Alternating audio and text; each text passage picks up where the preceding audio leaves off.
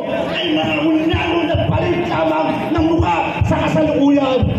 Ibig sabihin, hindi pa tapos ang revolusyong sinimulan ni Andres Bonifacio.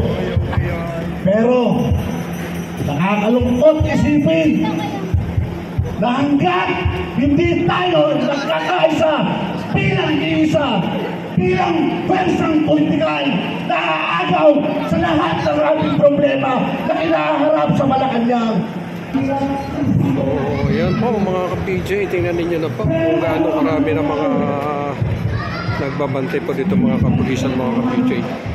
Yun po ang sinasabi ko sa inyo, dahil hindi po basta-basta ito mapasok po kung sino man gusto po pupunta dito. Sa dami na yan, marami po po doon sa likod. Napakadami po bantay dito mga ka-PJ.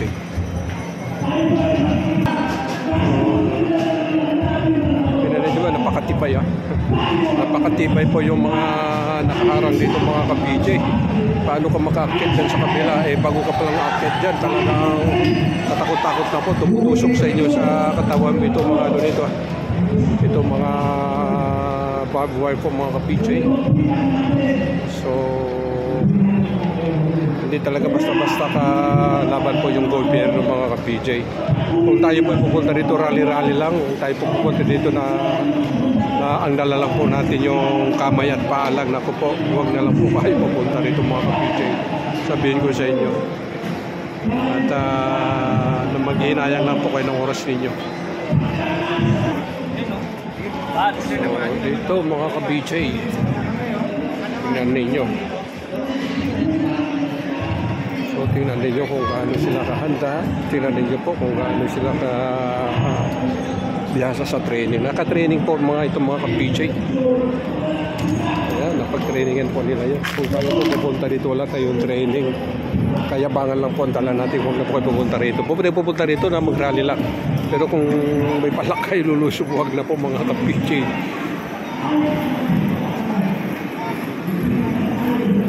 Mag-isip-isip kayo mga ka-PJ. Ayan o. So marami pa dyan mga nakaantabay po mga ka-PJ. Sabi mga bumbero po itong mga ka-PJ. Ayan. At hindi lang po ito isang bumbero. So marami ito. Ayan. Habaan na po yan. Kabilaan po itong mga ka-PJ. Ayun o. Nakabawa talaga itong mga kapulisan natin mga ka-PJ. Tapos pa magrarally, sila po ang pinagbubuntunan na ng galit nila. Sila po ang pinagbubuntunan ng mga kayabangan ng mga kabataan po mga ka-PJ. So ayan pa sa loob, mga nagpapahinga po yan mga ka-PJ. Dami dyan sa loob, kabilaan po ito.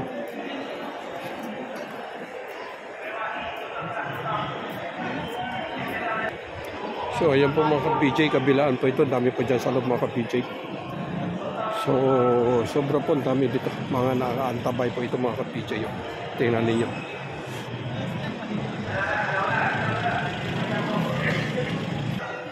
Sa haba na ito mga ka-PJ, puros mga kapulisan po yan. Sa loob na yan nagpapahinga. Andun po sa kabila. Andyan po sa kabila mga ka-PJ. Tapos pagdating natin doon po lalong-lalo na po doon mismo sa paanan ng Mindiola. Nako! Isang batalyon po dyan. Batalyon po dyan mga ka-PJ. Sa dami ng mga pulis.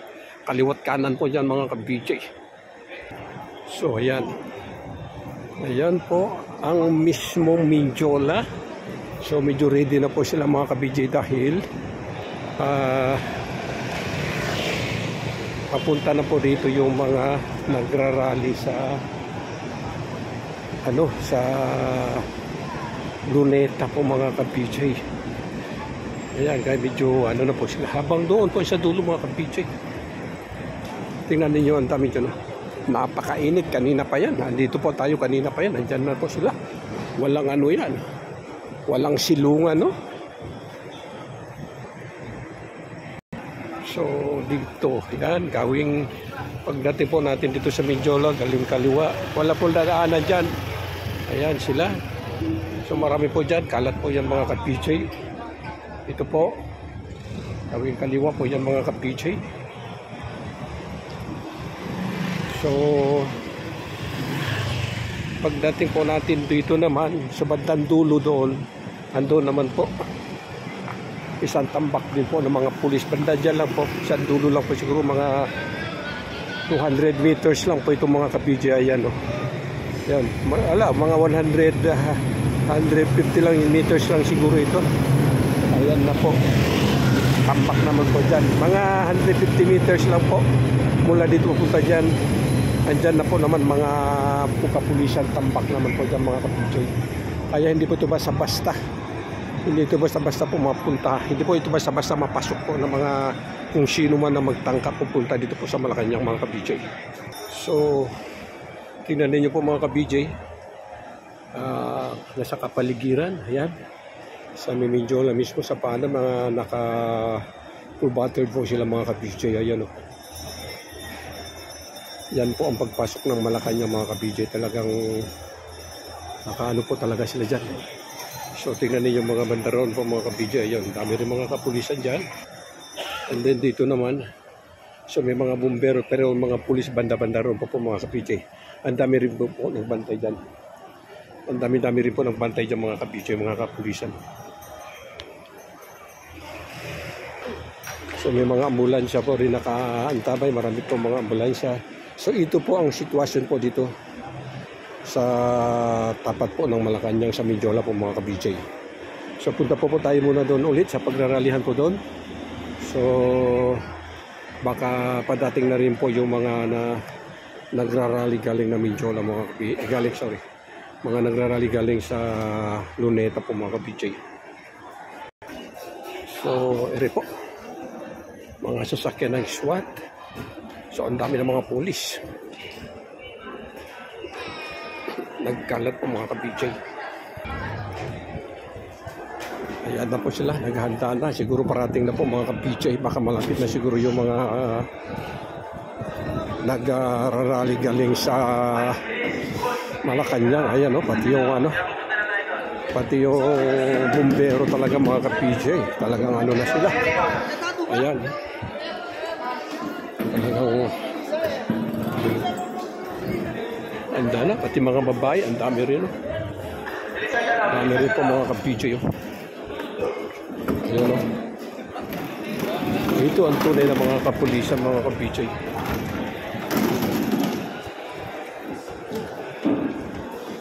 Napakagulo na po ang bansa natin mga ka-PJ dahil lang sa politics. Napakagulo na po ang bansa natin dahil sa politics po mga ka-PJ. Na hindi na po kontento ilan years na lang po yan mga ka-PJ. Ilan years na lang po si PBBM gusto na po patarsikin sa illegal na pamamaraan po mga ka-PJ.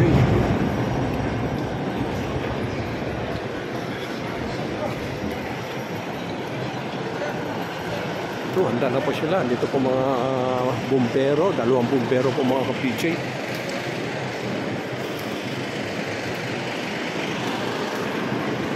So, ito po mga kagamitan po nila mga ka-PJ.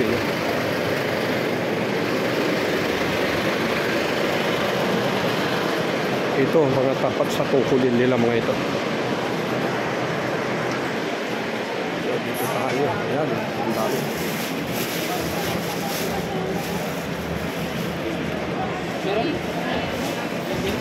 Nagtitinda pa ng nagtitinda pa ng Lazada. Nagdi-deliver pa ng Lazada sa Quezon lugar. Ano ba yung mga pwede naman nila ipabukas yan. So ito po.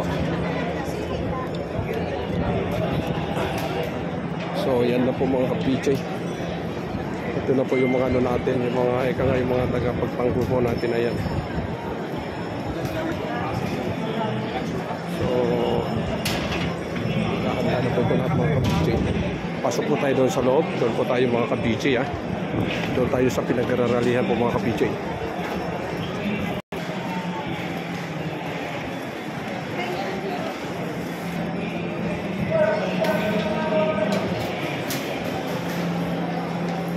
So doon po mga ka-PJ. So hanggang dito na lang po muna vlog natin. Ang tatabay na po natin ito mga ka-PJ.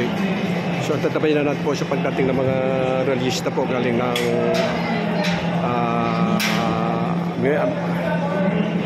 galing ng Luneta pala. So, dito po nakatutok po tayo dito sa taas ng ano. So, magkabila lang po yung mga kapidya. Dito po yung nagrarally. So, tapos yung mga kapulisan dala po sa kabila mga kapidya. Ayan, oh. Ayan lang sila. So, may nakaantabay din po dyan sa tapat mismo ng KFC po mga kapidya. So, ito po yung nasa kabila po mga ka-PJ. Hanggang doon pa sa likod yun, no? So, ayan, no? Tapat po mismo ng University of the East. So, banda rito, dito po galing yung mga ano, yung mga nagrarally po galing ng Luneta mga ka-PJ. So, antabayan po natin mga ka-PJ. So, ito po ang inyong abang lingkod, ka-BJ Benjasi. Hanggang dito lang po vlog natin. Antabayan po natin, magla-live po tayo. Pag nandito na po sila, ila-live po natin mga ka-PJ.